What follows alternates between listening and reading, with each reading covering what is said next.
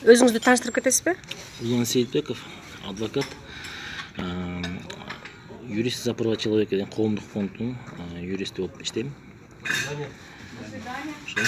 Ошол кейс боюнча айтып кетсеңиз, көбүнчөсү деген азыр мен ушул тегерек столдо ушул талкууда сиздер менен кошулам. Сиздердин колуңуз колдойм, анткени баягы колуна бир жолу кармап алып туруп эле 3-4 жылга 5 жылга түрмөгө кетип калгандар толтура.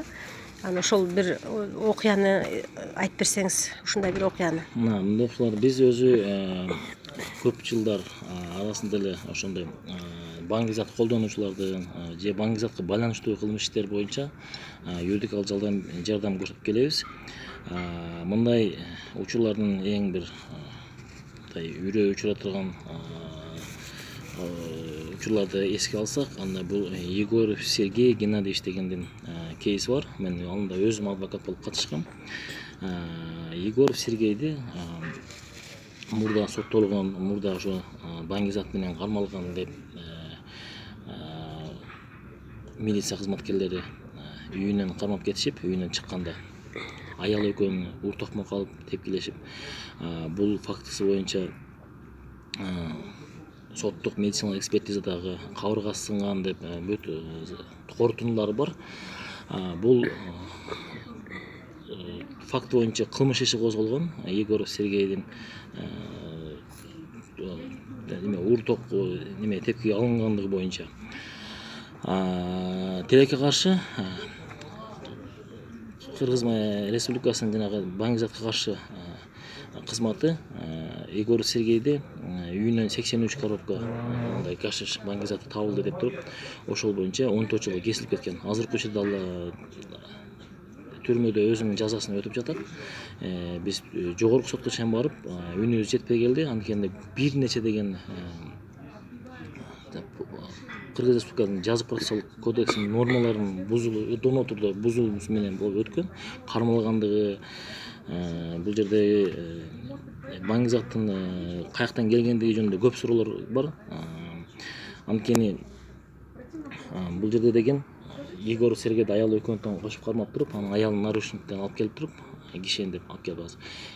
Кечки өзүң мойнуңа албасаң, аялыңды да кошо кармайбыз деп, үйүндө балдарынан коркуп, Егоров Сергей мажбур болот да, өзүнүн мойнуна алышкачы. Айтсаңыз, үйүнөн жана табылган наркозаттар туурабы? Жок, ал наркозаттар боюнча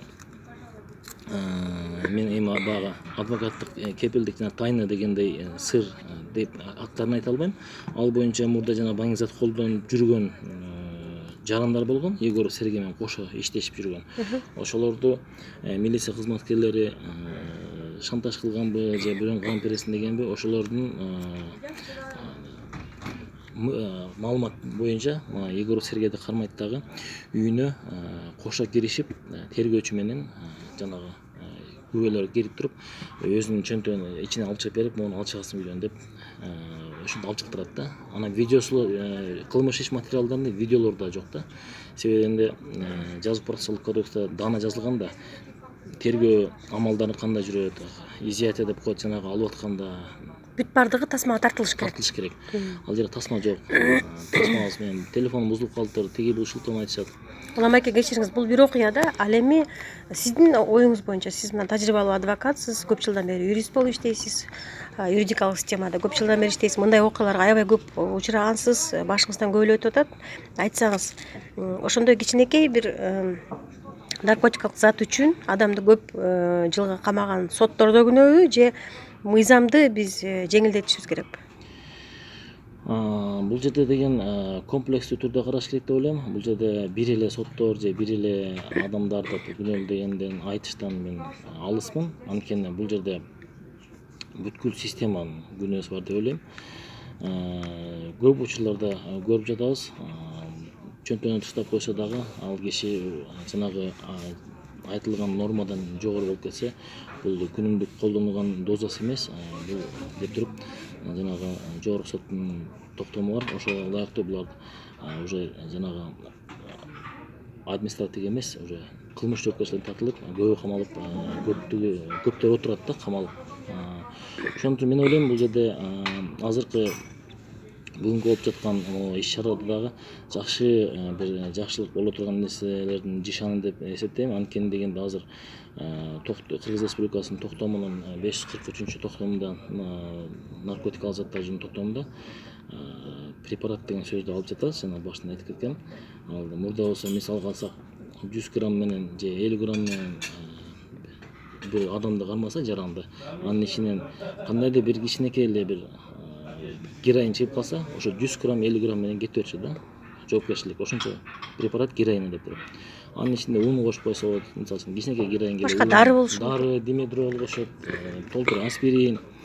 Мен жана ошон үчүн соттук химиялык экспертизанын корутундусун распечатка кылып алып келдим. Анакей бул ойдон чалган эмес, бул тирүү адамдардын тагдырлары ушундай моундай болуп атат деп. Эми буюрса 2019 жылдан баштап жаңы кылмыш жаза кодекси, жаңы жазык процессуалдык кодекс жана жаңы бул токтомдун редакциясы иштеп баштагандан баштап бул препарат деген сөз алынгандан кийин ошол мисалга алсак 50 граммдын ичинен героин болсо ошонун таза салмагы гана эсепке алынат да. Бирок бул жерде бирок деген чоң бирок деген нерсе бар. Себеби эмне бизде тилекке каршы азыркы учурда соттук химиялык экспертизаны баңги заттардын курамын жана дана так курамын алып чыга турган методика жок. Ошон үчүн азыркы учурда биздин коомдук фонд ошону алдыга кыймылдатып атабыз, эксперттер менен жолугушуп атабыз, жогорку кеңештин жогорку кеңеш менен иш алып баратабыз. Буюрса, могул 2019 жылды бул токтом иштеп баштаса, биз ошол неменин соттук химиялык экспертизанын методикасын иштеп чыгуусун биз ошону көтөрүп чыгып атабыз. Ошол иштеп чыкса, ошондой так даны кармалган адам болсо дагы ошонун ичинен канчасы наркотикалык затка тиешеси бар и